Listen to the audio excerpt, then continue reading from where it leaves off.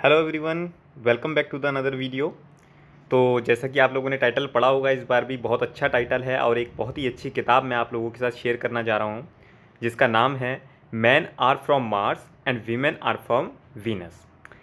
ये एक ऐसी बुक है जो कि एक हर मेल, हर एक फीमेल को पढ़नी ज़रूर चाहिए एक अपनी लाइफ में।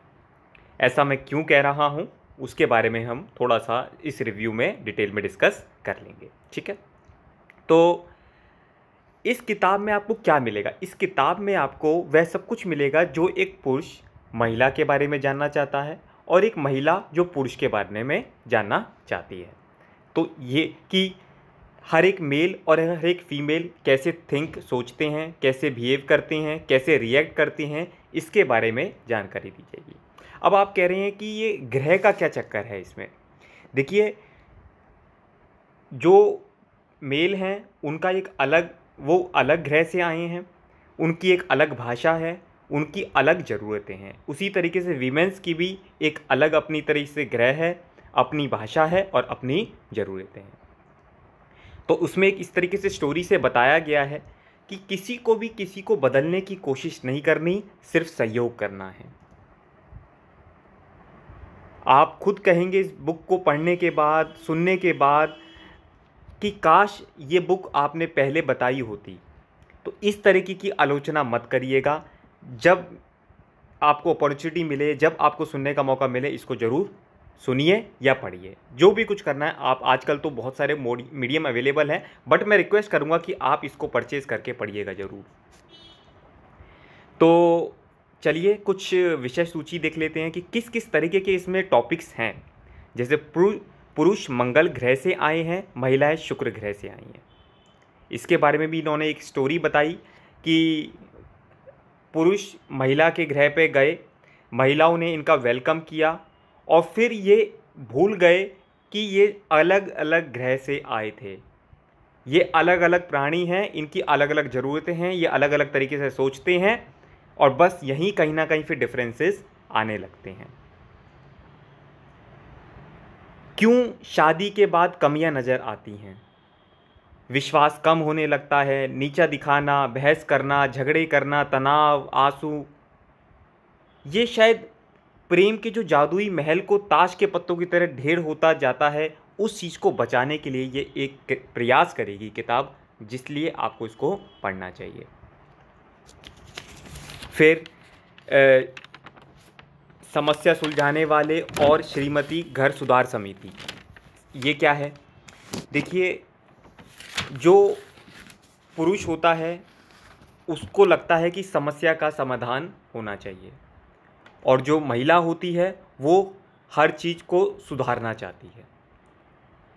इसलिए हमेशा वीमेन की कंप्लेन रहती है कि पुरुष ठीक से सुनते नहीं हैं, वो सिर्फ सलूशन देते हैं, उसका कोई हमदर्दी, उसका कोई महत्व नहीं देते। इसी तरीके से पुरुष भी शिकायत करते हैं कि महिला उन्हें सुधारने के चक्कर में रहती हैं, जबकि ये सब प्रयास करना विफल है, बेकार है। अब जैसे आपने पढ़ा कि मैन आर फ्रॉम मार्स, तो कुछ क्यों ना हम मार्स मंगल ग्रह के बारे में भी जान लिया जाए कि जो मंगल ग्रह के लोग होते हैं वो किस तरीके से बिहेव करते हैं, किस तरीके से रिएक्ट करते हैं, किस तरीके से सोचते हैं। तो सबसे पहले अगर हम बात करें तो मंगल ग्रह के लोग शक्ति को, योग्यता को, कार्यकुशलता को, उपलब्धि को ज़्यादा महत्व देते हैं। वह समाचार पढ़ेंगे, वह खेलेंगे, वह मौसम के बारे में जानेंगे, बट थोड़ा सा रोमांटिक कम होंगे। वह भावनाओं को थोड़ा कम ध्यान देते हैं, वे वस्तुओं को ज़्यादा ध्यान में रखते हैं। उनका लक्ष्य हासिल करना एक गोल रहता है। उन्हें अकेले काम करना अच्छा लगता है। उन्हें बिन मांगे सलाह, तो यह उन्हें अच्छा नहीं लगता कि अगर उन्हें कोई बिना मांगे सलाह दे, क्योंकि उन्हें ये लगने लगता है कि शायद उन्हें काम करना नहीं आता है, जबकि वो ऐसा नहीं है। उन्हें लगता है कि ये शायद उनकी कमजोरी की निशानी है कि उन्हें किसी की सलाह या किसी की हेल्प लेनी पड़ रही है। जैसे उनसे कभी आप किसी समस्या को सुलझाने का आमंत्रण देंगे, उन्हें एकदम गर्व से महसूस करते हैं अपने आप को। महिला अपनी समस्या बताती है क्यों बताती है? सिर्फ अपने दिल का गुबार और भड़ास निकालने के लिए। उसे सिर्फ हमदर्दी चाहिए, दिलचस्पी से बात सुन ले, बस उसका दुख कम हो जाता है। पर ये बात पुरुष नहीं समझ पाता, क्योंकि उसे लगता है कि अगर महिला समस्या बता रही है तो उसको उसका समाधान बताना है, जबकि ऐसा नहीं है।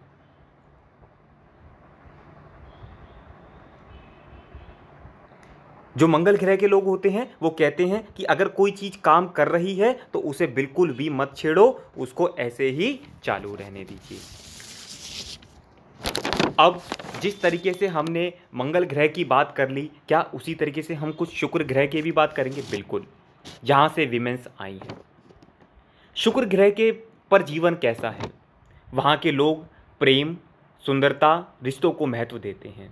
वे सद्भाव, संयोग, प्रेम की इमारत पर यकीन ज़्यादा करते हैं। काम से महत्वपूर्ण संबंध को रखते हैं। वो बिना मांगे सलाह देना, मदद करना, उन्हें लगता है कि ये प्रेम की निशानी है। उन्हें मदद देना अपमानजनक नहीं लगता, उन्हें मदद लेना कमजोरी नहीं लगती। अगर कोई महिला पुरुष की है सुधारती है या उसको मदद करती है तो पुरुष को लगने लगता है कि शायद वो कहीं ना कहीं बिगड़ा हुआ है या कहीं निकम्मा है, नकारा है, अयोग्य है। इस तरीके से फीलिंग आती है।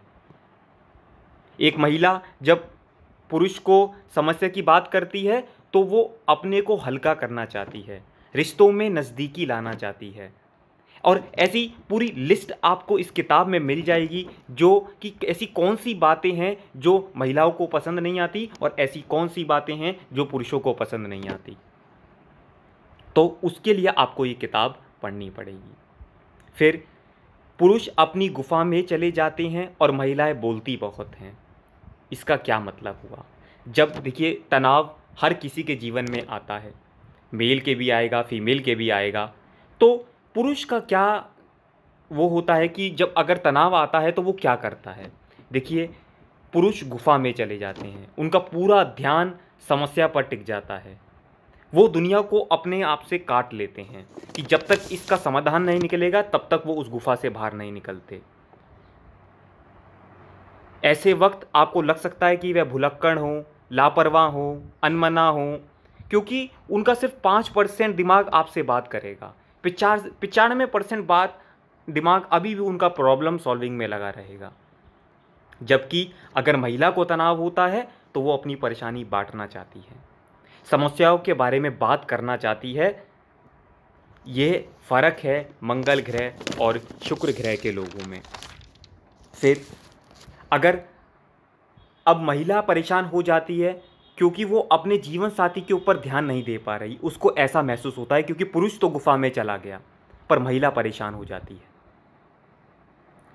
महिला को लगता है कि शायद उसका पति उसे इग्नोर कर रहा है, क्योंकि उसे लगता है कि मेरा पति भी तो खुलकर मुझे उसी तरीके से खुलकर बात करे जैसे महिलाएं करती हैं, जबकि ऐसा नहीं है। क्यों? क्योंकि पुरुष अलग ग्रह से आए हैं। उम्मीद करना उसी तरीके से है जैसे कि किसी तनावग्रस्त महिला को कहें कि तत्काल शांत हो जाए। ऐसा होना मुश्किल है। आप ये मानकर चलिए कि गुफा में जाना पुरुष का शौक नहीं, आदत है।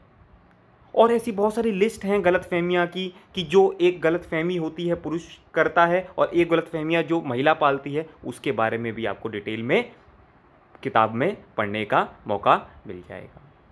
तो मेरी तरफ से ये मोस्ट रिकमेंडेड बुक है।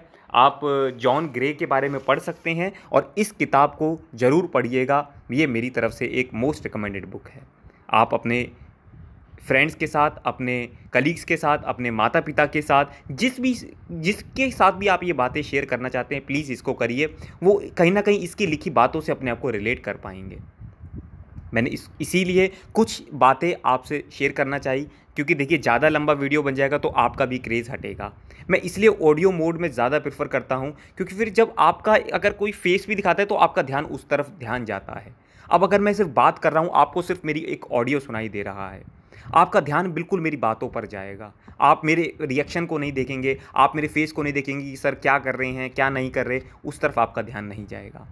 तो तब तक के लिए गुड बाय। मिलते हैं एक अगले बुक रिव्यू के साथ। बहुत बहुत धन्यवाद।